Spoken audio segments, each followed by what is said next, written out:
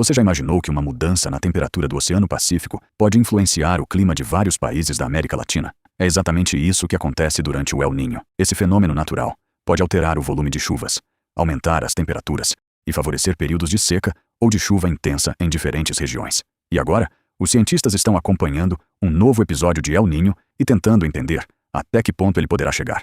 Mas antes de continuar, quero saber a sua opinião. Na sua região, você acha que o El Niño pode trazer mais chuva ou mais calor e seca? Deixe sua resposta nos comentários, porque no final do vídeo vamos entender por que os efeitos podem ser tão diferentes de um lugar para outro. Para entender tudo isso, precisamos olhar para o Oceano Pacífico. Normalmente, os ventos e as correntes oceânicas distribuem o calor pela região equatorial do Pacífico. Mas, em determinados períodos, esse equilíbrio muda. Os ventos podem enfraquecer e uma grande quantidade de água quente se desloca em direção ao centro e ao leste do oceano. Quando essa água mais quente altera também o comportamento da atmosfera, temos o fenômeno conhecido como El Niño. E apesar de acontecer no oceano, suas consequências podem aparecer muito longe dali. Isso acontece porque o oceano e a atmosfera estão constantemente trocando energia.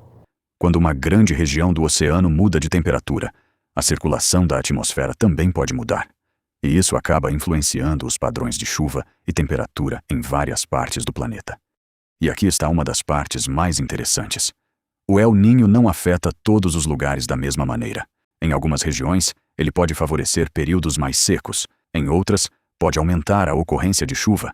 Na região norte da América do Sul, por exemplo, episódios de El Niño podem contribuir para condições mais secas em determinadas áreas. Isso pode aumentar a preocupação com os níveis dos rios, a agricultura e os incêndios florestais. Na Amazônia, períodos de seca podem ser especialmente importantes, porque a região depende de grandes volumes de chuva para manter seus rios, florestas e ecossistemas. Mas enquanto algumas áreas podem receber menos chuva, outras podem enfrentar justamente o contrário. No sul da América do Sul, o comportamento pode ser diferente. Regiões do sul do Brasil, Uruguai e partes da Argentina podem ter maior frequência de períodos chuvosos durante episódios de El Niño. E, novamente, existe uma diferença importante. Chuva é fundamental. Mas quando ela acontece de maneira muito intensa e em pouco tempo, pode provocar alagamentos, enchentes e deslizamentos. Por isso, o problema não é simplesmente ter muita ou pouca chuva. O que realmente importa é como essa chuva se distribui ao longo do tempo. Outro efeito importante está relacionado às temperaturas. O El Niño costuma favorecer temperaturas mais altas em várias regiões do planeta. E existe um detalhe que torna essa situação ainda mais interessante. O planeta já está passando por um processo de aquecimento causado principalmente pelo aumento da concentração de gases de efeito estufa.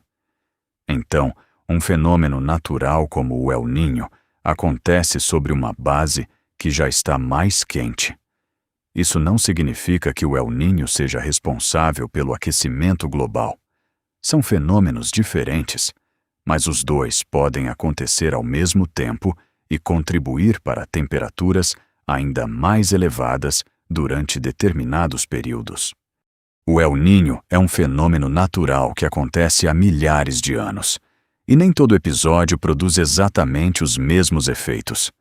Além disso, os cientistas conseguem acompanhar sua evolução por meio de satélites, boias oceânicas, estações meteorológicas e modelos climáticos. Isso permite identificar tendências e preparar melhor as regiões que podem ser afetadas. O mais importante é entender que uma previsão climática não significa que determinado evento obrigatoriamente vai acontecer exatamente daquela maneira. Ela mostra possibilidades e níveis de risco. No fim das contas, o El Niño é um fenômeno que começa no Oceano Pacífico, mas pode influenciar o clima de uma área enorme do planeta. Na América Latina, isso pode significar mais chuva em algumas regiões, períodos de seca em outras, temperaturas mais elevadas e impactos na agricultura e na pesca. E é justamente por isso que os cientistas acompanham o fenômeno tão de perto. Agora eu quero saber de você. Onde você mora, o clima tem mudado bastante nos últimos meses? Você percebeu mais calor, mais chuva ou períodos de seca? Comenta aqui embaixo. E se você gosta de entender fenômenos que parecem distantes, mas podem afetar diretamente o nosso dia a dia, continue acompanhando o canal.